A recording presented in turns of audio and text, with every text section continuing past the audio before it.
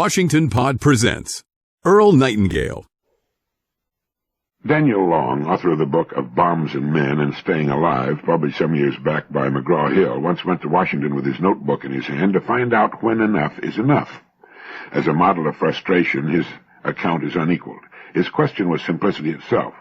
Since we already have thousands of nuclear weapons, when will we have enough? Trudging through a maze of government, he asked that question of generals and scientists, diplomats and congressmen. The more people he talked to, the more apparent it became that within the government itself, tentativeness was everywhere. He discovered that nobody would tell him, not because they didn't want to, and not because it was a military secret, but simply because nobody knew. Wandering the capital in search of answers, he grew accustomed to hearing earnest answers that were charged with dilemma and paradox, with fact shaped by opinion, with logic rooted in prayer.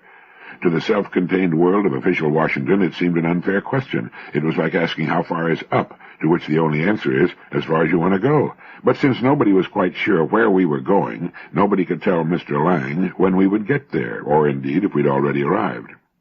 Like Diogenes with a notebook, he persisted in his quest with the tenacity of a skilled reporter and the concern of a deeply troubled citizen. Although it produces no solutions, his inquiry into enoughness provides a vivid and troubling portrait of the nuclear confusion we live in. As Ronald Steele wrote in his review of Lang's book, it is one of the paradoxes of our times that the weapons on which our safety presumably depends are designed for the purpose of making their use unnecessary.